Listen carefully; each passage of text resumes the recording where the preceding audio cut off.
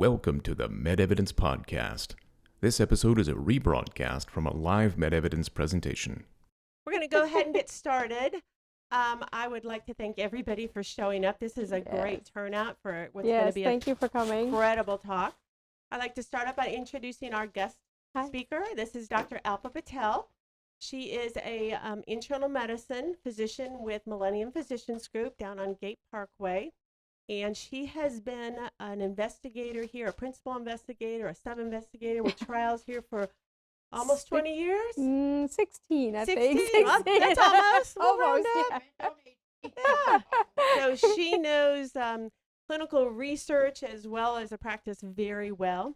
And her new study coming up is a type 2 diabetes study. She's got other studies going on right now quite a bit, so we'll get to those.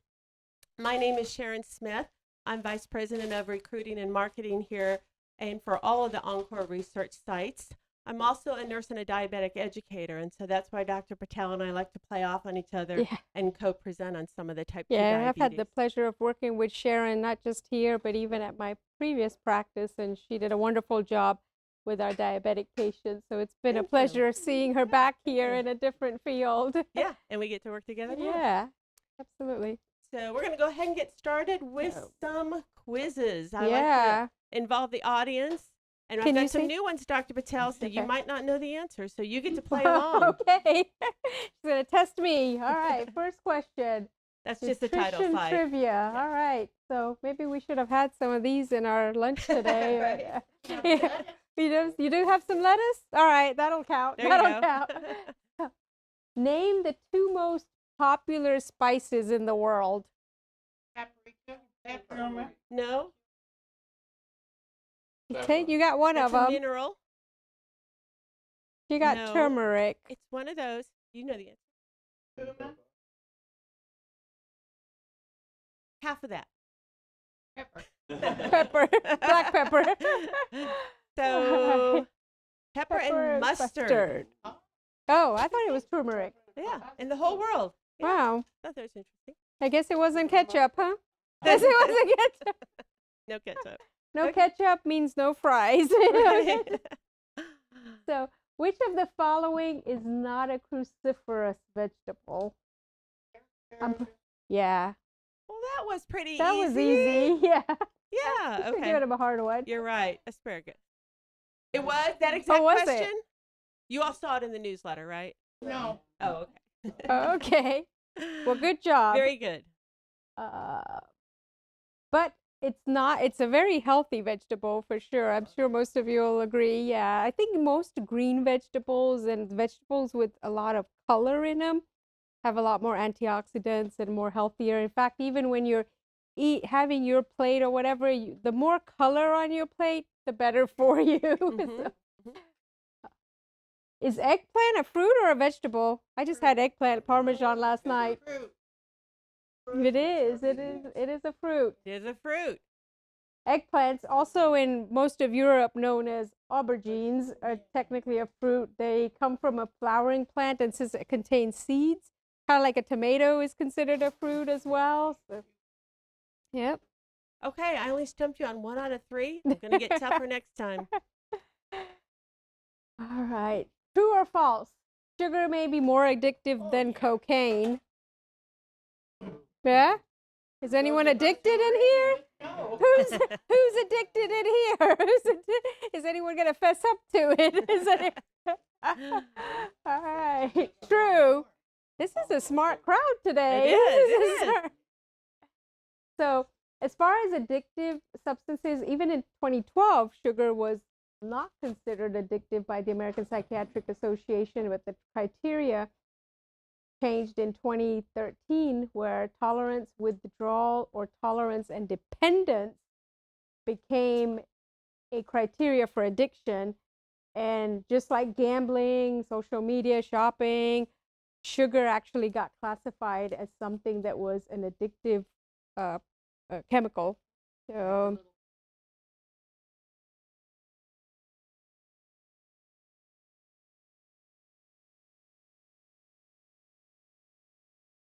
and even, people think that maybe having the diet version is okay versus a full Coke, but it's just as addictive. And sometimes having diet drinks makes you crave food more. It increases your appetite, and now you might be craving the sugar after a diet type of drink. So even diet sodas are not the best for you. If you don't need to get addicted, don't do either one. Exactly. So, counting calories is one way to maybe help you with diet and keeping your weight down or your sugar, but calories are misleading, right? So a 300 calorie salmon versus 300 calories of donut. The other one's actually going to keep you full for a lot longer. You'll be more satisfied. It will keep your sugars more even versus this donut where all you're going to do is feel your sugar crash a couple hours later, and now you're going to want something again. Plus, you don't need the extra fat either. So counting calories alone is not the best way to manage your diet. This is one of my favorite slides. It's a little bit busy, but we're going to talk about each organ system and how diabetes affects it, and really even medications that are targeted to help that. So first of all, starting well, we'll start with the pancreas, right? Because everybody knows that the pancreas is one of the biggest things that fails in diabetes. The longer you have diabetes, you lose more and more pancreatic function, especially in some of the cells called beta cells that produce insulin.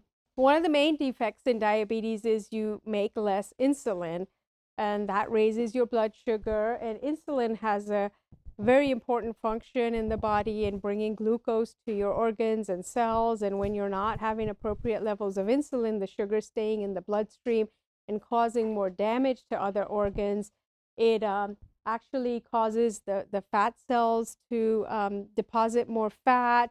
It starts breaking down muscle for energy because you're not getting the insulin to move the glucose into the appropriate cells. So the next one we're talking about is muscles. The muscles have decreased glucose uptake when you don't have enough insulin, and so you start breaking down muscle. You may find sometimes in patients that are initially diagnosed with diabetes, they're losing weight, they're hungry a lot, they're thirsty a lot, they're urinating a lot. That's because you're not getting the glucose to the right places. One of the other defects that happens is also that the pancreas causes not only less insulin to be secreted, but it inadvertently increases glucagon secretion. Now, glucagon is another hormone that actually raises sugar. So it's kind of like a double whammy. Not only are you not making enough insulin, now you're going to push out glucagon that causes more sugar increases. And this happens a lot even at night while you sleep. I have a lot of my diabetic patients tell me, when I went to bed, my sugar was this. When I woke up, it was a lot higher. I didn't get up in the middle of the night to eat, but that's your liver producing glucose from the excess glucagon. One of the newer areas we figured out in the last probably decade now is that the intestine has a big part to play in diabetes. The intestines, when you eat this meal, for example, it should trigger some hormones called incretins. The incretins allow the pancreas to release insulin. They also kind of work on your brain and what we call your satiety center. That's where you should feel some fullness. In those patients that are diabetic, they have diminished incretins. They don't produce the same amount, or they have a delayed response. So sometimes you don't feel full. You're not getting those triggers of, hey, I need to stop. This is enough. Maybe half of this wrap was all I needed. Those signals and those leptin feedback loops are messed up as well. So a lot of the new drugs that they talk about, like the Ozempics and these injectables, they work on that incretin effect and helping with making you full quicker, maybe brain signals that not make you crave some of the things that you were craving, and inadvertently helping you to lose weight. And they help you feel full Mm-hmm. after eating Help you feel less. full. Yeah, they move the food slower through your gut as well. So that's kind of why sometimes people feel a little bloated or even constipation. But a lot of those side effects also do improve with time with that. And then, like we talked about, there's feedback loops from your stomach to your brain called the leptin feedback. And those sometimes signals are misconstrued or don't work appropriately in diabetic patients. So you don't get that feedback to your brain telling you to stop eating as well. And then the liver, like we talked about, may produce excess glucose as well, which is something that, you don't want. You sometimes see those morning sugar increases because of that. Another area that there's defects that we found in diabetic patients are at the kidneys. There's certain receptors in the kidneys called SGLT2 receptors that actually they work with increasing glucose reabsorption. So the glucose isn't urinated out, but it's actually reabsorbed back in the blood. Well, we don't need that. You already got enough sugar when you got diabetes. So there are a lot of class of drugs called SGLT2 inhibitors that now allow you to really urinate out the sugar, like Invokana is one, Jardiance is one, Farxiga is one of those. I'm sure you guys that are on it know, have heard of some of those names. And then lastly, if I can just say, Dr. Patel, what I love about that class of drugs that when you're on it is, it's the only class of drugs that actually removes glucose from the body, right? All the rest of them push it out of the bloodstream and get your blood sugar down, but this class of drug removes the sugar from your body. And as a result, they're called SGLT2 inhibitors, and 3 of them in that class are Farxiga, Invokana, Jardiance. I think there's one more with Steglatro, which I don't think, probably don't use much. No. But you might, because these make you urinate out glucose, there is a slight increased risk, especially in women, of like urinary tract infection or yeast infections, because they love the sugar too, right? The yeast loves it just as much as we do. So we have noticed a little bit of that, and sometimes we can put people on some preventive medicines to prevent that. But that whole class of drugs has also now been found to reduce your risk for worsening kidney disease in diabetic patients, in reducing your cardiovascular mortality, meaning like less heart attacks, less strokes, improving congestive heart failure. They also improve your blood pressure and weight somewhat as well. So this is like a new class of drugs that now we found kind of does multiple different things. And the cardiologists are prescribing now. Yeah, and even in non-diabetic patients, the cardiologists are prescribing those drugs because it helps with all this cardiovascular function. These classes of drugs honestly are quite expensive, and especially for our elderly patients on Medicare. And there's a big push with the government over the next year or two in working with the pharmaceutical industry and reducing costs for our seniors, because these drugs have cost the healthcare system and Medicare millions of dollars, and even patients can't afford them. And we know they're doing patients so much good. So hopefully that kind of legislation will pass, and they work with the drug companies in trying to help reduce costs for our seniors as well. So we'll go on to, I think we talked about that a little bit in the beginning. Yep. So basically when you don't have enough insulin, you start kind of, the fat cells take up a lot as well. So with diabetes, a lot of the patients actually also have more fat deposition. You're not breaking down fat, you're breaking down muscle for energy, which is inadvertent. You really want to break down fat for energy. I'll let you talk about this one. This is one of my favorite graphs. It comes from Virta Health, and they do a lot of work with diabetics, but it shows the impact that the different macronutrients have on blood sugar. It is on your colorful out too, I think, too, just because a lot of people really like this. So this is going to be your carbohydrate impact, okay? Refined carbohydrates obviously will be much higher. Maybe a vegetable that's a carbohydrate a little bit lower, but basically they have the biggest impact on raising your blood sugar. They break down right away. The potato carbohydrate, the vegetable, what is it? It's a carbohydrate. Vegetables are carbohydrates. And corn. Yep, carbohydrate. But there are good carbohydrates too, right? Like every carbohydrate's not bad. Broccoli is a carbohydrate. Give us examples, okay? So that's not too bad. And broccoli is a vegetable that's actually a good carbohydrate, so you could pick better carbohydrates as well. Exactly. Then we have protein, okay? That's going to be your fish, your eggs, your meat, your cheeses, and that's going to have, it's going to go less high than your carbohydrates, and it's going to last a little bit longer. Okay, and here comes your healthy fats. Okay, think about your eggs, your nuts, your avocados, coconut oil, avocado oil. long, low impact on your blood sugar. So if you combine these food groups, so let's say, and I think an actual egg is 50% protein, 50% fat. That's going to have very little impact on your blood sugar. Anybody who tells me a boiled egg raises their blood sugar, I'd like to look at that a little And bit more. avocado has fat And too, but they're good avocado fats. has protein and fats. Mhm. Yeah, so a ribeye steak, I can say that now that the cardiologist walked out of the room, has the same protein and fat. So yeah, it's the combination that makes a difference, because we don't ever really eat just a protein meal or a carb meal or a fat meal, right? Yeah. So think about your combinations.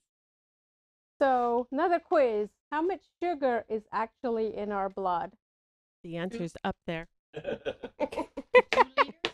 5 Well, you grams. have 5 liters of blood. Yeah, you have but 5 just liters 5 of blood. grams, about a teaspoon of sugar is what's normal. This is what's normal in What's your blood. normal, yes. To get a normal blood sugar, Yeah. right? Wouldn't you all, some of you love to see that blood sugar Yeah. in the morning?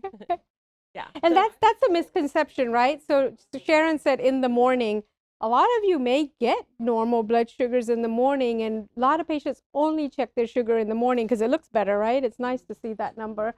But the more important sugars that really raise up your A1C and that 3-month test that we do are what we call postprandials.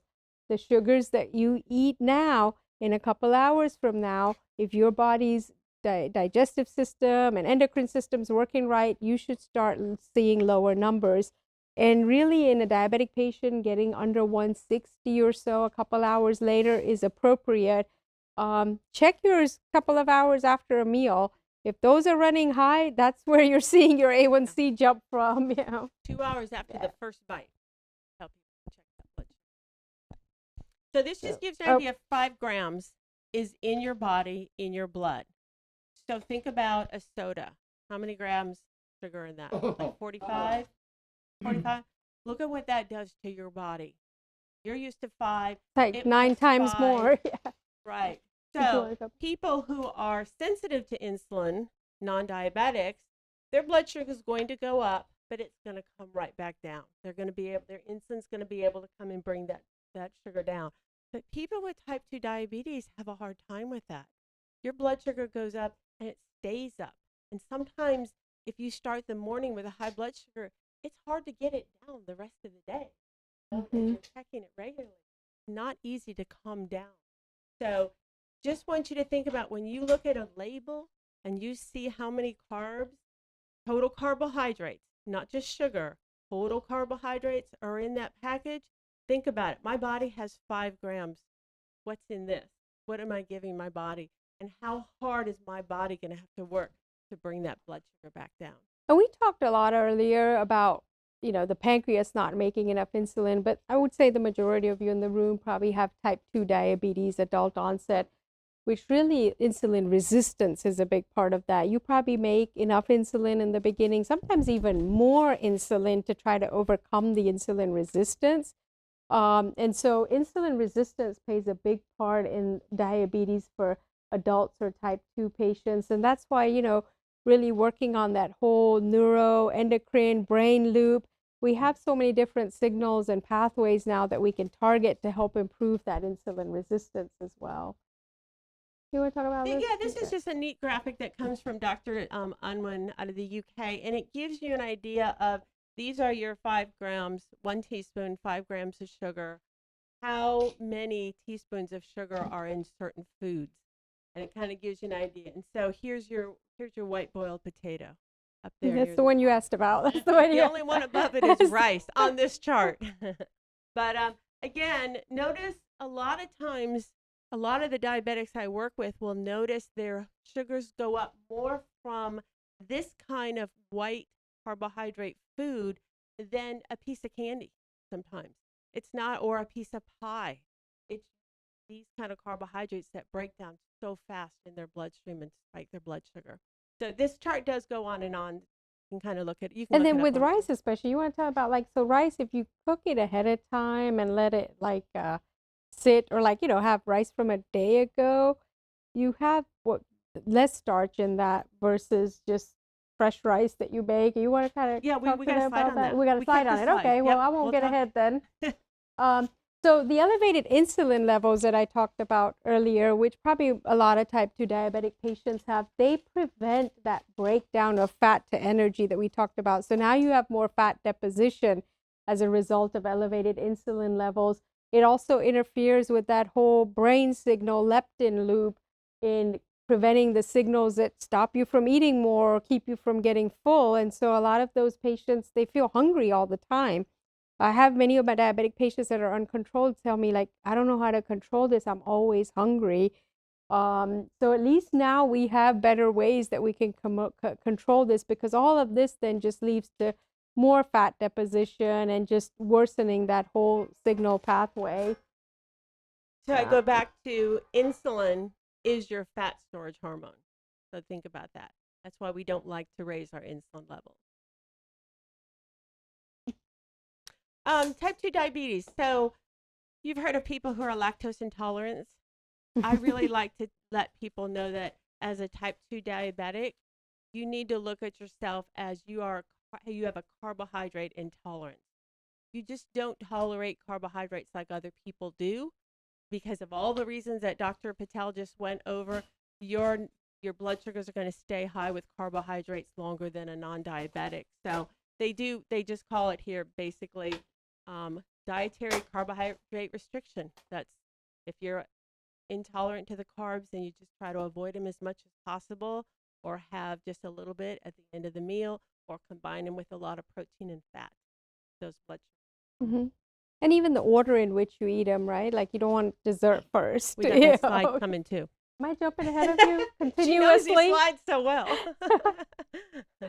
Here's some sneaky ways that this is all sugar, Sneaky names right? for sugar. Yeah, sneaky names for sugar. You may see these in a lot of products. And there are a lot of these, for a while, like we had a lot of things that would say sugar-free. Like people think that if they had sugar-free ice cream, it's probably better than not. But they still raise you and spike your blood sugar up. So I think it's Honey Nut Cheerios. I know when I started this slide, Honey Nut Cheerios, I used to put the label up, 5 sources of sugar in Honey Nut Cheerios.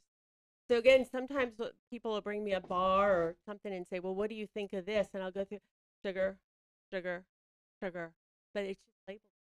Mm-hmm. So you really have to look at that. Oh. So tips for managing your diabetes. Number 1, fluid intake, right? So we tell people let half your body weight. If you weigh 120 pounds, 60 ounces is what you want to drink a day. Like most of these, like larger bottles of water are usually like 16 ounces each. So, maybe 3 of these. Yeah, and so the more hydrated you are, the better for your blood sugar. And some of these medications that we talked about too, like those SGLT2 inhibitors, you need to drink a lot of water for those to work well, because think about it, you're going to be peeing out sugar. We got to increase that urine flow somehow too, right? Another way to kind of help you eat less is maybe drink more water, like drink some water before your meals, maybe not during or immediately right after, but before kind of keeps you full and it makes you not eat as much. Put some whey into it. So nowadays, there's so many protein shakes out there. We keep them at work all the time, but they did do a study where they had 50 grams of whey protein or a placebo 30 minutes before eating 3 slices of white bread with jelly on it. Wouldn't that throw all of our blood sugars up through the roof? I know. But guess what? Blood sugars for the whey protein, 3 hours postprandial were 28% less. And the early insulin response, seeing that early insulin response was at 30 minutes postprandial was 96% higher. So that protein, think back to the graph of the macronutrients. A big bolus of that protein, whatever shape you like, got very little carbs in it. I think you can get below 10 grams of carbs, and they're all like 25, 40 grams of protein is a great way to, okay, I'm going out to dinner. I know I'm not going to eat well. We're going to Mexican. We're going to have chips and margaritas. Drink a protein shake before you go and just relax and eat what you want. Mm-hmm. Or you're going to a family dinner, and they're going to have your favorite macaroni and cheese and all sorts of things that aren't good for your blood sugar. Drink a protein shake before you go and enjoy the time. We need to learn to live with this disease, right? without it being torture. So it's just a good way to manage your blood sugars and control it yourself. Mm-hmm. Sometimes when I travel, I take the protein and I put it in a little Ziploc. You can buy a bottle of water, pour it in, shake it, and then I can go get the Firehouse sub at Jacksonville Airport. The food is a big part of diabetes. And one of the things that Sharon's talking about, the early response, a lot of times with diabetes, you don't have that initial release of insulin like right after a meal. There may be a delayed response. Yeah. So your sugar stays spiked up for a long time, but then later on, if you really had like a high carb meal, you could start noticing your sugar crashing because you have a delayed elevation of insulin. Yeah. Which is why sometimes people who have a lot of hypoglycemic events, they say might be prone to developing into prediabetes. This is a really exciting This study. was I was getting ahead of. That's This is what I was right. getting She knows this really well. But this was, they took a submarine sandwich, okay? You got the bread, turkey, cheese, lettuce, tomato, and that's going to be the green line. They ate the sub, their blood sugar went up and came back down. And then they said, okay, I want you to disassemble the sub, eat the bread first, and then the turkey, cheese, lettuce, tomato. And this was the carb first. All the way, you went much higher. And look at this. You dropped a whole lot lower. That's that hypo feeling for some people. But if they took and ate the turkey and cheese first, the carb last, look at this effect. Not much. So consistent with the protein shakes, consistent with your food order is go ahead and eat the protein first. So you sit down for a family meal and you've got, your baked chicken, your green beans, and macaroni and cheese. Eat the macaroni and cheese last. And you should have a less effect on your blood sugar than if you started with the macaroni and cheese. So food order. It's hard to do it on a day with what we served you. Unless Oh, you could have eaten the chicken out of Yeah, the you'd bread have to pull your first, chicken out. or You do just the that? chicken and You salad. do that? And sometimes after you eat that protein, you probably don't even don't want even the have rest it. of that You got pita or whatever, right? Right. Or- yeah. And let me tell you why I love eggs for dinner. Even if you have 3 eggs or 2, eggs are what, 50 cents an egg. That's like a deal. Okay? You can get by and have dinner for $1.50. Here it And even is. though eggs are going up, they're still hanging around Mhm. 50 cents. Yeah. So you can still eat a good egg dinner for less than $2. And you could add a bunch of veggies and stuff into it, like peppers and onions and like whole bunch. Yeah, and then you get all your vegetables too, right? Yep, So, that's too much work. yeah. They Come on. Yeah. Yeah. You keep them pre-cut. Yeah. That's good. I love a bunch of bell peppers and all that in there. And onions. Here you go. Here's your other favorite slide. Yep, the resistant starches. So that's what we were talking about earlier. So cooking rice and then cooling it. Same thing with the potatoes, the green beans. You know how like you do the overnight oats. All that stuff like kind of prevents the carb from breaking down easier, and it helps improve the insulin sensitivity. So you may not see your blood sugar spike as much if you've cooked that earlier, let it cool down, and then eat it. Like probably like day-old rice is probably the best thing, The other place I see this in type 1 diabetics who are very, very sensitive, one of them came to me and said he noticed he could have the sushi, but not the fried rice. No, the other way around. He could have the fried rice, but not the sushi. And he didn't know why. And when he asked them, they said that the fried rice was leftover rice from the day before they made into fried rice. So they cooled it overnight. It became a resistant starch, and then they made fried rice out of it. Yeah. Yeah. You also have to be careful sometimes with fried rices, though. You can get other bacteria as well. So you got to make sure it's cooked all the way. And this study that they did back in 2010, it says that using resistant starches in your diet actually improved insulin sensitivity in some people with metabolic syndrome. So that's going to actually improve your insulin response sometimes. So it's something worth trying. Yep. Green bananas, you'd have to put them in a shake probably. And one of the things that's very helpful too is good gut bacteria. There's a lot of evidence now that many diseases are caused by inappropriate gut flora. Like you need certain healthy bacteria in your gut. So I turned 50 last year, and I finally got my colonoscopy 10 days ago. What an experience. So now at least me bugging all my patients about it, I can say I did it, right? But I think it wiped out everything from my, like, I've had to start back eating very slowly, taking probiotics, because you need good bacteria for digestion, for insulin sensitivity. And maybe there's more targets of treatment in improving that whole, what we call gut microbiome. We think it maybe even helps diseases like Alzheimer's as well. There's a lot of research and investigation going into that.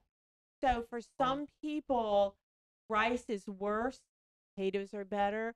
That's where you need to know your own. And like Dr. Patel said, if you check your blood sugar before a meal and you check it 2 hours after, called the poor man's continuous glucose monitor, you should go up and come back down to where you were before the meal.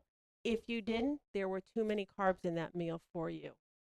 So everybody's a little bit different. We're going to throw all those in the same I think there's category. differences in metabolism and food sensitivities based on ethnicity too.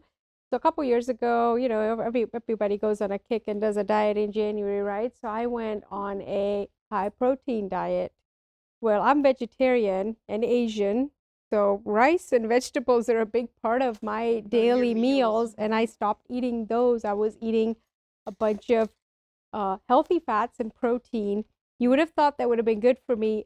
I gained like 7 pounds in 2 weeks, and I was supposed to be on a diet, and I felt awful. And I told Sharon about it. I'm like, look at this diet change I made, and this has been the worst thing for me.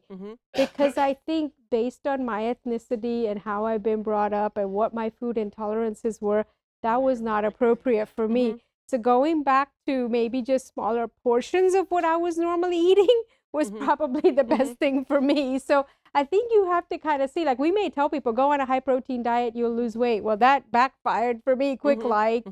So I think you have to really figure out for yourself what works for you. And the other side of that is when your mother made me that beautiful meal, vegetarian meal with all the Indian spices, and it was amazing. My blood sugar went from 100 to 280. I went up 180 points in one meal. And it was like, well, my body's not used to that. Yours is not used to that. Totally not used to that.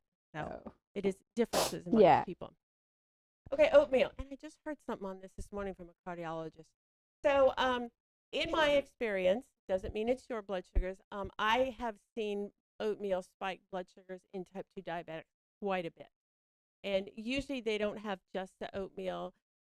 Steel cut oats are a little bit more fiber. They're a little bit more of a whole kernel. But what I really love is, we're in clinical trials here and we look at the data that comes from trials. So they did a trial with children and they fed overweight children one of the three, either the instant oatmeal, steel cut oats, or an omelet for breakfast. And then they checked their blood afterwards. So instant oatmeal, throughout the day, those children ate 81% more food. They were hungry, kind of like she said with the donut versus the salmon. They're hungry. Steel cut oats, they ate only 51% more food. All of those compared to the omelets.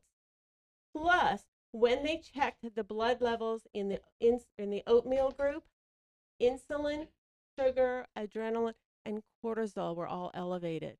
Cortisol is your stress hormone. So in these kids, feeding them instant oatmeal, which has sugar in it, raised their blood sugar and stressed out their body, probably trying to get that blood sugar down. So does that mean you can never have oatmeal? No. There are ways that people combine the oatmeal with a scoop of protein powder or their protein shake. So now you've got maybe 30 grams of protein to help keep that blood sugar down. Some people put peanut butter in it. I would just say, or put nuts on top. Yeah. So try to find something, if you like oatmeal. Some fiber with that like you can doctor chia it up. seeds, things like that to help. Well, now I'm ruining your bread. But Actually, it's going to ruin your whole lunch by the end of it. Dr. Hyman at Cleveland Clinic did a study on the 2 slices of bread, and it was a whole wheat bread, and it raised the blood sugar faster than a tablespoon of sugar. So again, I said some people candy or the pie doesn't raise it as much as the carb does. So, and again, it's all individual. You need to check what works best. Okay. But some people say, well, it was whole wheat bread. It wasn't Wonder White. You But want it's to do got more some of like the high fiber like the bread, yeah. Ezekiel. Mhm. Has anybody ever tried the Ezekiel bread that tastes like cardboard, but you can make it flavorful? Is that the sprouted ones? The sprouted? Yeah. Yeah. Sprouted wheat. Yeah, yeah. Those are some good. I mean, you can make it. It's not the toast with butter. You have to do something with it. So there's some things that, can definitely raise your sugar. Whenever you're sick, you also may notice your blood sugar is higher, especially if you have an infection. On those patients that are on insulin, we sometimes have to even increase the insulin levels even when they're sick and may not be eating as much because the infection itself may be increasing cortisol and things like that. Stress definitely is a big component to increasing blood sugar because it increases all your adrenaline and cortisol, lack of sleep, pain, of course the donuts and the food that we're not supposed to eat. Skipping your medicines I think is a big part, and sometimes it's difficult, or side effects from medicines, which I think all of you should work with your doctors because we have a lot better options with medicines. If you have side effects, there are definitely other options that they can work with you on instead of skipping. Many diabetic patients do have gum disease or gingivitis, but that also can increase your blood sugars, and getting routine dental care once a year is very important for anyone with diabetes. What we talked about with that dawn phenomenon was that surge in hormones that sometimes happens while you're sleeping. Glucose production increases because your liver is pushing out blood sugar and from elevations in glucagon. Of course, going to high altitudes can raise it, which, down here in Florida, we shouldn't have a big problem with. And then just, being sedentary, not enough exercise. We find, it's harder as you get older, right? Like mobility is decreased, there's pain, there's all of that. But there's still ways to be active. So my mom recently just started doing chair yoga with a few of her friends. They get together on Zoom, and one of them is supposedly a retired doctor, and she does this with them. And she's actually noticed that she has much more energy. She's moving a lot better. I don't know about her sugars. We're going to find out when she comes see me next week. But, I think overall it's helping with her energy level. And so I'm hoping many of the other things are better. But there's still ways to do some activity even when your mobility is not that great. Sunburn too. Sunburn's one, believe it or not, and that's probably more of a problem than high altitude here in Florida. Mm. So some of the newer drugs out there, the GLP-1 agonists, I'm sure all of you have heard of the Ozempics and Trulicity and Bydureon, Victoza. Mounjaro is actually a dual. It's a GLP/GIP, which we'll talk about on a different side. But these are all injectable medicines, majority given once a week, except for Victoza, which is daily. They actually trigger the pancreas to produce more insulin after eating. And so maybe you think, well, too much insulin is not good either, right? But this produces it appropriately. So what we talked about was in diabetic patients, you have an inappropriate insulin increase too far out after eating. You need it more closer to the timing of the meal so that you're using the food and things that you just put in to actually get to your organs, to get to your muscles. It actually even slows down gastric emptying. So food sits there longer. You may feel full quickly. You may not get hungry as often. So that helps with some of the weight loss. As a result, I guess some people feel constipated. There are some black box warnings now on these medicines of gastroparesis, where it actually had a case, I think, of someone who was in the media a few months ago, where it actually just slowed down their gut to the point where they had gastric paralysis. It's very rare, but we have to tell patients about that. They reduce your postprandial glucagon, so it prevents more of that glucose going into your bloodstream. And it actually makes you feel full quicker. Like you might be pushing back from that after a quarter of that meal versus 3/4 of the meal. So that actually overall helps with your, weight and glucose levels.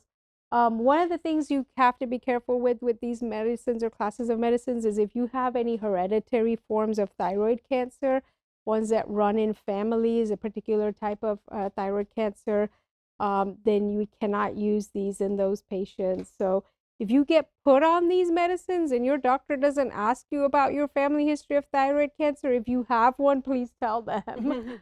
So the next slide talks about the newer classes of these injectables, which there's only one right now, tirzepatide, which is brand named as Mounjaro for diabetes.